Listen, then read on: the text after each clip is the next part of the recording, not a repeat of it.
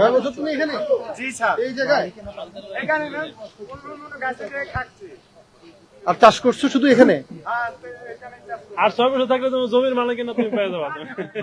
দর্শক, কিছুদিন পূর্বে রাজধানীর সোহরাওয়ার্দী উদ্যানে পুলিশের মাদক বিরোধী অভিযান চলমানকালে এই ব্যক্তির সঙ্গে রমনা জোনের ডিসি মাসুদ আলমের একটি কথোপকথন সামাজিক যোগাযোগ মাধ্যমে ভাইরাল হয়।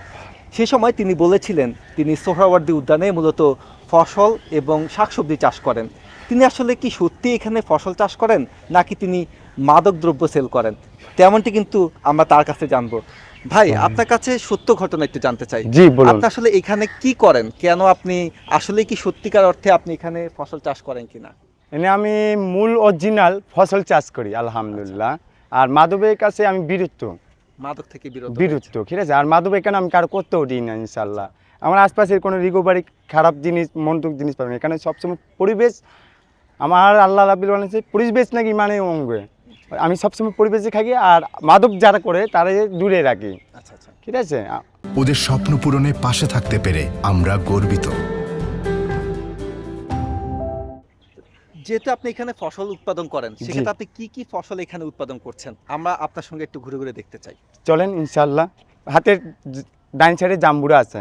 প্রথমে আমরা একটি জাম্বুরা গাছ দেখছি, তার যেখানে তিনি বসবাস করেন জি জি। যে ঝুপড়ি ঘরটি রয়েছে তার পাশে একটি জাম্বুরা গাছ রয়েছে, তারপরে বোম্বাই মরিচ গাছ, একটি মরিচ গাছ রয়েছে, জি, তারপরে পেঁপে গাছ, পেঁপে গাছ জি। রয়েছে।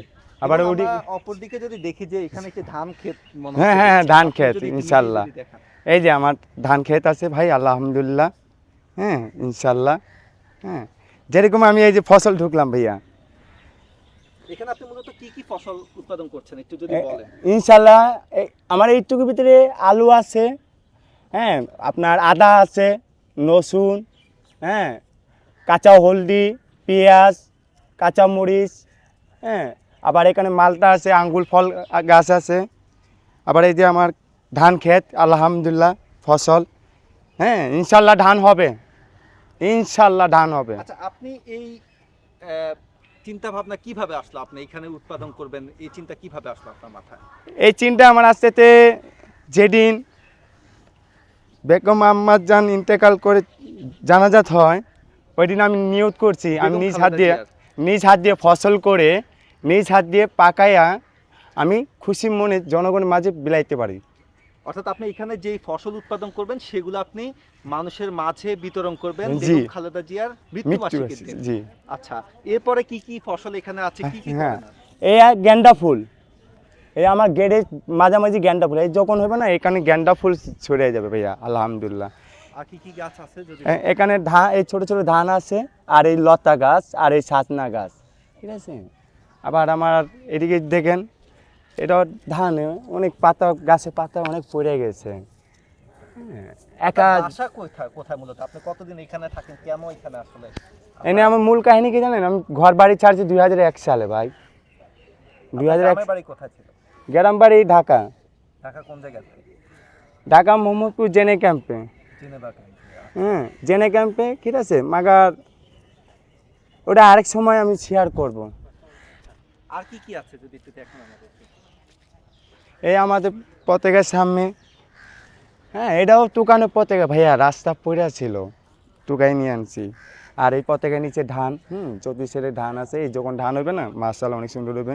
এই যে আমার এই ছোট ছোট গাছ আছে, হ্যাঁ ছোট, আবার ওই যে বড়ই গাছ। আপনি সম্ভবত এখানে মুরগিও পালন করেন? হ্যাঁ হ্যাঁ ইনশাআল্লাহ আমার মুরগি আছে তো ভাই, আসেন মুরগি দেখেন নাই? আর এখানে কি কি গাছ আছে দেখলাম যে আরেকটি ক্ষেত আপনি? হ্যাঁ হ্যাঁ এই যে এটা ক্ষেত ইনশাআল্লাহ অনেক বড় ক্ষেত। হ্যাঁ এটা ফসল হবে। হ্যাঁ পানি দিছি, কালকে বৃষ্টি পানি পড়ছে ইনশাআল্লাহ। কয় পদের এনে 40 প্রকার আইটেমে ফসল আছে। কি কি ফসল ফেলেছেন? অনেকটি নাম আমি নিজেও জানি না, হ্যাঁ, আর যেটি জানি ওটি বলছি। এনে পটল, তরমুজে বেচি, ভাঙ্গি বীজ, হ্যাঁ, অনেক মানে শাকসবজি যে ধরনের বীজ পাইছি ওই ফালাইছি নিয়ত কইরা। হওয়া দোয়া মালিক আল্লাহ, হ্যাঁ, ওই নিয়ত করে ফালাইছি, দিবে আল্লাহ। আর ওই খাবার আমি সবাই নিয়েই খাম ইনশাআল্লাহ। সবাইকে নিয়ে খাবেন? হুম। আচ্ছা, আপনার পরিবারে কি আর কেউ আছে?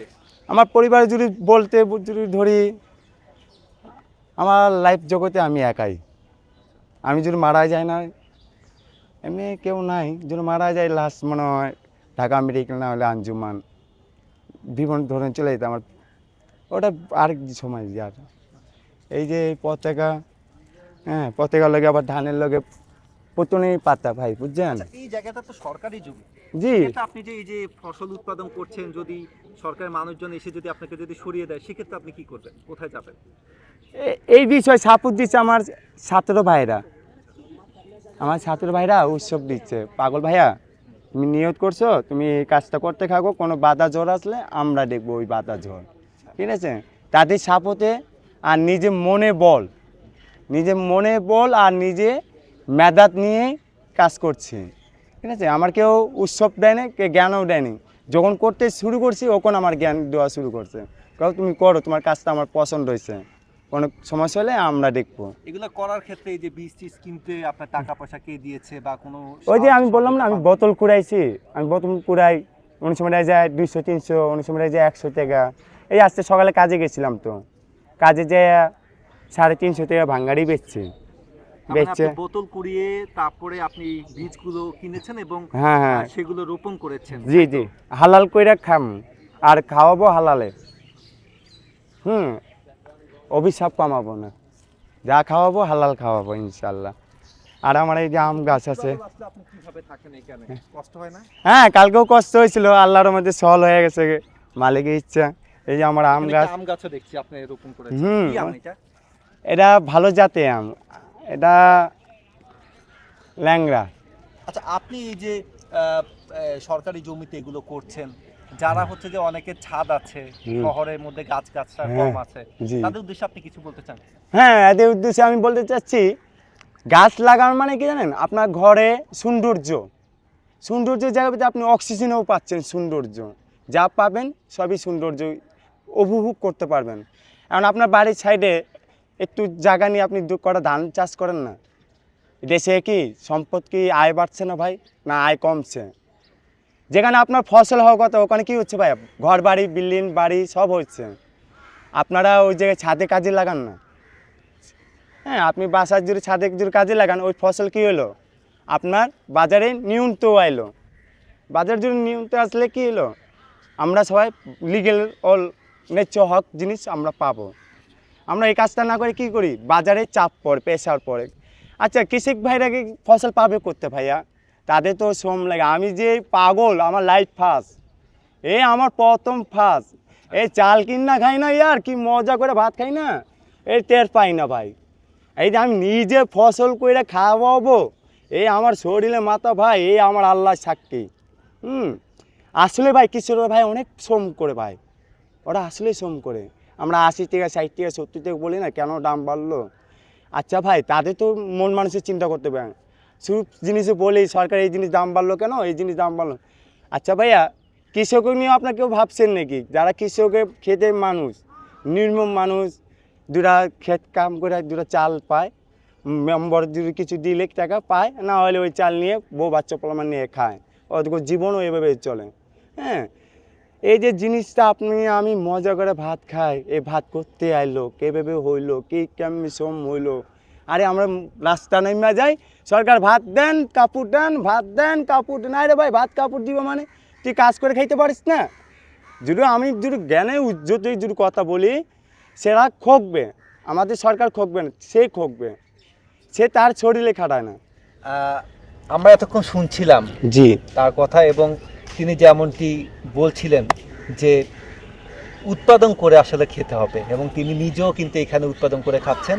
অনেকে তাকে পাগল কিংবা উদ্যস্ত ভাবতে পারেন, তিনি আসলে এখানে তার পরিবার পরিজন ছাড়া একাই থাকেন, এবং তিনি সত্যিকার অর্থেই এই সোহরাওয়ার্দী উদ্যানে ফসল উৎপাদন করছেন এবং ফলের চারা লাগিয়েছেন, বিভিন্ন ধরনের ফলে তিনি চারা লাগিয়েছেন এখানে, এবং হাঁস মুরগিও তিনি এখানে লালন পালন করছেন। দর্শক, এতক্ষণ শোনাচ্ছিলাম এখানকার একজন যেই রাজীব ভাইয়ের কথা। আসবো অন্য একটি পর্বে অন্য কোনো গল্প নিয়ে, সে পর্যন্ত ভালো থাকুন, ধন্যবাদ সবাই। সুবহানাল্লাহ, আসসালামু আলাইকুম।